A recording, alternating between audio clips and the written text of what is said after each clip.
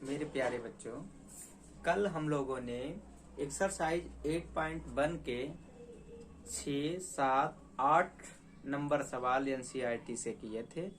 आज हम लोग 9वां सवाल देखेंगे। देखिए क्या कह रहा है। 9वां सवाल कह रहा है कि त्रिभुज एबीसी में जिसका कोण बी समकोण है, यदि tan A का अनुपात दे रखा है तो निम्नलिखित के मान ज्ञात कीजिए। तो सबसे पहले आपको एक त्रिभुज दिया है एबीसी, उसमें बी कोण जो है वो समकोण है। तो हम पहले त्रिभुज बनाएंगे, इसमें बी कोण को हमको समकोण रखना है, तो ये समकोण हो गया। इसमें ए बी सी त्रिभुज बन गया। tan A का जो अनुपात होता है, तो tan A का लंब बटे लाल बटे कक्का से tan ये वाला होता है, तो tan में जो अनुपात दे रखा है वो लंब बटे क्या है, आधार है। तो लंब आपका हो गया 1 और आधार आपका हो गया √3। और इसमें पाइथागोरस प्रमेय लगाएंगे, तो पाइथागोरस प्रमेय से इसमें कर्ण का मान निकाल लेंगे। तो AC का स्क्वायर जो है लंब का स्क्वायर और आधार के स्क्वायर के इक्वल होगा, तो 1 प्लस √3 आ जाएगा AC का स्क्वायर हटाएंगे तो इधर √4 आ जाएगा, तो 4 का वर्गमूल आपका 2 हो जाएगा। AC की जो वैल्यू है वो आपकी 2 आ जाएगी। अब देखिए, आपको पहले वाले सवाल में साइन और A और cos A की वैल्यू निकालनी है। तो साइन A की वैल्यू निकालेंगे, तो साइन A की वैल्यू निकालने के लिए सबसे पहले हम साइन A का मान निकालें। तो साइन A का मान है, देखिए cos CA ना होकर यहाँ पर है cos C। तो देखिए आपको बताया ही था कि अगर कोण बदलेगा तो उसका लंब और आधार दोनों चेंज हो जाएंगे। तो सबसे पहले हम साइन A की वैल्यू निकालें, तो साइन A की वैल्यू हो जाएगी लंब बटे कर्ण। तो लंब बटे कर्ण होगा अनुपात, तो लंब इसका है 1 और कर्ण है इसका 2, तो साइन A की वैल्यू आ गई। इसी प्रकार हम cos A की वैल्यू निकालें, तो cos A की वैल्यू होती है आधार बटे कर्ण, तो आधार की वैल्यू है √3 और कर्ण की वैल्यू है 2। अब देखिए cos C की वैल्यू चाहिए है, तो cos C की वैल्यू निकालने के लिए आपको क्या करना पड़ेगा। देखिए C वाले के लिए ये वाला कोण लेंगे, तो ये कोण लेंगे तो ये वाली अब इसके लिए आधार हो जाएगी, और ये वाली भुजा इसके लिए क्या हो जाएगी, लंब हो जाएगी, और कर्ण वही रहेगी। तो C कोण देखेंगे तो ये वाला cos C होगा आधार बटे कर्ण, तो इसका आधार हो जाएगा 1 और कर्ण हो जाएगा 2। और इसी तरीके से हम साइन C की वैल्यू निकालें। साइन C की वैल्यू होती है लंब बटे कर्ण, तो साइन C में लंब हो जाएगा आपका √3 और कर्ण हो जाएगा आपका 2। अब हम पहला वाला प्रश्न इसका उतारेंगे। कह रहा है sine A cos C plus cos A sine C, इसका मान बताइए। तो देखो साइन A का मान हमने निकाला है 1/2 रख देंगे, और cos C का मान जो हमने निकाला है, तो cos C का मान निकला है 1/2 निकला है, प्लस यहाँ बराबर का चिन्ह लगाएंगे, और cos A की वैल्यू निकली है √3/2 और साइन C की यहाँ पर वैल्यू निकली है √3/2।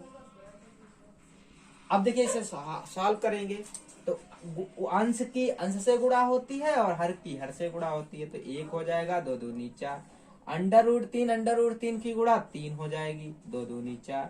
इसे और सॉल्व करेंगे, इसका एलसीएम हो जाएगा 4, तो ये आ जाएगा 1 + 3, तो ये आ जाएगा 4/4, 4 से 4 कैंसिल हो जाएगा, तो 1 आपका आंसर आ जाएगा। अब देखिए इसमें हम, ये तो पहला खंड हमारा हो गया। अब इसी का हम देखेंगे दूसरा खंड।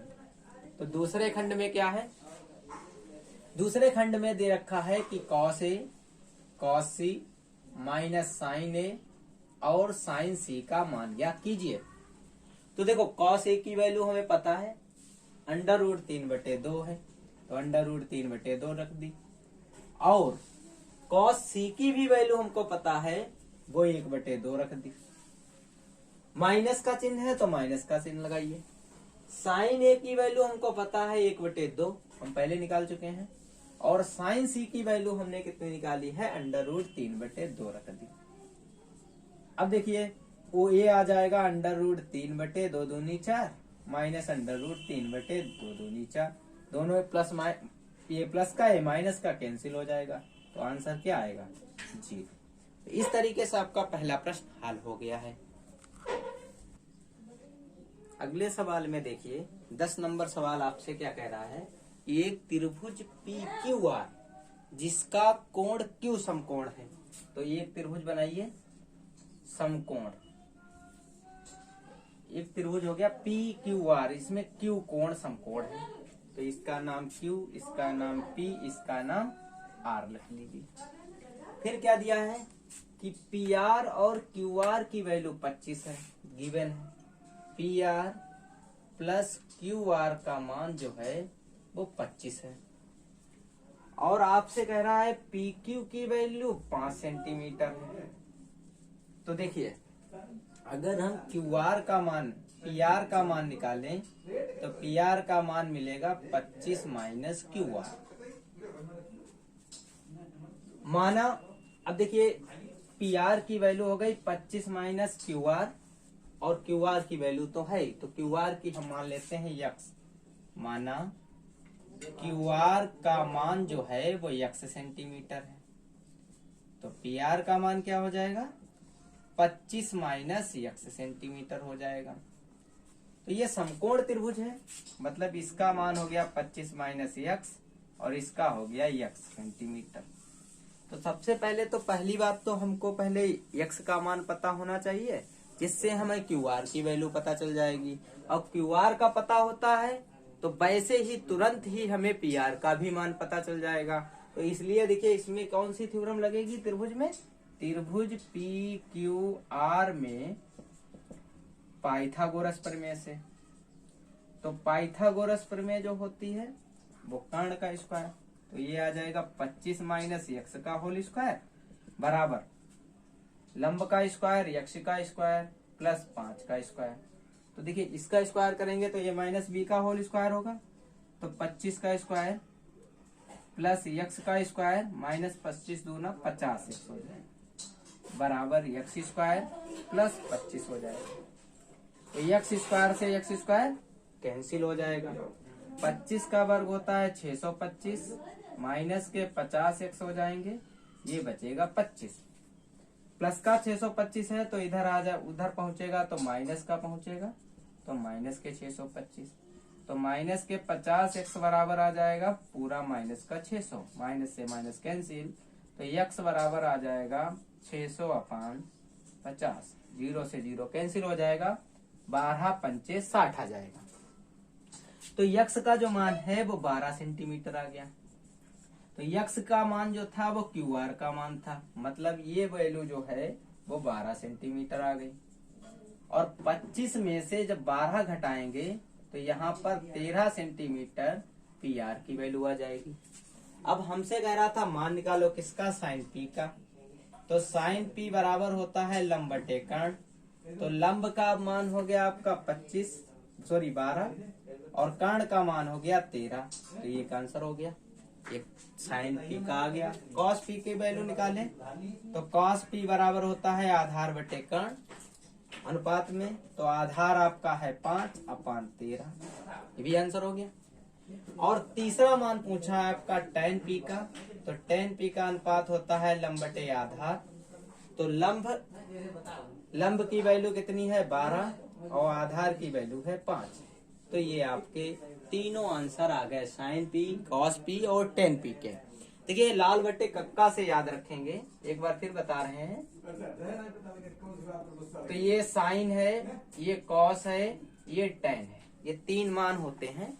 साइन लंब बटे कर्ण होता है, cos आधार बटे कर्ण होता है और tan लंब बटे आधार होता है। ये पहला वीडियो जो पड़ा हुआ है इंट्रो का, उसमें जाके आप सभी लोग देखिए तो आपको इन सारे त्रिकोणमिति 6 त्रिकोणमिति अनुपात होते हैं तो उसे समझ जाएंगे। जब तक आप उस वीडियो को नहीं देखेंगे तब तक ये भी समझ में नहीं आएगा।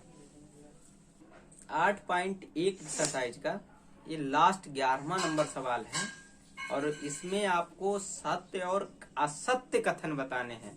कैसे बताने हैं? सत्य कौन सा है और असत्य कौन सा है, और ये भी बताना है आपको कि ये क्यों सत्य है और क्यों असत्य है। तो आइए देखते हैं, पहला कथन पढ़ते हैं। कह रहा है tan a का मान सदैव 1 से कम होता है। तो आइए चेक करते हैं। देखिए ये अगली वाली अभ्यास का प्रश्न है, लेकिन आपको हम बता दे रहे हैं ऐसा ये बिल्कुल असत्य है। tan का जो मान होता है वो 1 से भी बड़ा होता है। क्यों? देखो इसका आंसर देखिए पहले वाले का। क्यों tan का मान 1 से बड़ा होता है? क्योंकि tan के जो मान होते हैं, tan 0 का मान तो 0, tan 30 का मान जो होता है 1/√3 और tan 45 का जो मान होता है वो होता है 1। tan 60 का जो मान होता है वो होता है √3 और tan 90 का जो मान होता है वो तो अपरिभाषित है, अपरिभाषित है। तो क्योंकि देखिए 0 का मान 0, tan 45 का मान 1 है, लेकिन tan 60 की वैल्यू 1 से ज्यादा है क्योंकि √3 का मान 1.732 होता है, इसलिए 1 से ज्यादा हो गई। और ये हमसे कथन में कह रहे हैं कि 1 से हमेशा कम होता है, इसलिए ये जो कथन है पहला, ये आपका पहला कथन असत्य कहलाएगा। तो पहला कैसा हो गया? पहला कथन आपका क्या हो गया? असत्य हो गया। क्यों असत्य हो गया? तो कारण यहाँ पे हमने लिख दिया। दूसरा कह रहा है कि कोण ए के किसी मान के लिए sec a का मान क्या 12/5 हो सकता है या नहीं हो सकता है? तो देखें हम कि sec a का जो अनुपात होता है वो कांड बटे आधार होता है। तो किसी भी त्रिभुज की जो कांड होती है वही सबसे बड़ी भुजा होती है। इसका मतलब sec a का मान किसी कोण a के लिए इसका मान हो सकता है। तो लिखेंगे दूसरा सत्य है। सत्य है तो क्यों सत्य है? क्योंकि किसी त्रिभुज में कांड सबसे बड़ी भुजा होती है।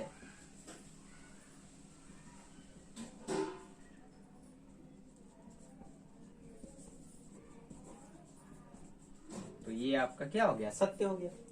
तीसरा वाला देखिए, तीसरा कह रहा है कि तीसरा सत्य है या असत्य? कह रहा है cos a कोण a का कॉन्सोनेंट के लिए तीसरा वाला जो प्रश्न है, तो तीसरे वाले प्रश्न में क्या है कि तीसरे वाले प्रश्न में आपसे कह रहा है कि cos जो है, cos a जो है कोण a का कॉन्सोनेंट का संक्षिप्त रूप है। नहीं, cos a जो है जो असत्य है कथन, क्योंकि cos a जो है कोसाइन का संक्षिप्त रूप होता है। अगला वाला देखिए, कह रहा है कि चौथा प्रश्न कह रहा है कि cot a तथा इसका गुणनफल होता है। नहीं, cot a जो है वो cot a का गुणनफल नहीं होता है। cot a कोजेंट का क्या होता है? संक्षिप्त रूप होता है। और पांचवें वाले प्रश्न में आपसे कह रहा है कि साइन थीटा की वैल्यू 4/3 होती है। नहीं, देखिए साइन थीटा का जो अनुपात होता है वो लंब बटे कर्ण होता है, और लंब बटे कर्ण जो अनुपात है, लंब कर्ण कभी भी लंब से बड़ा नहीं हो सकता, क्योंकि कर्ण सबसे बड़ी भुजा होती है, लंब से बड़ा कर्ण होता है। तो इसका मतलब है इसमें लंब 4 है और कर्ण इसकी 3। किसी कोई भी त्रिभुज हो उसका कर्ण लंब से छोटा नहीं हो सकता है, इसलिए ये भी हमारा कथन क्या है? असत्य है।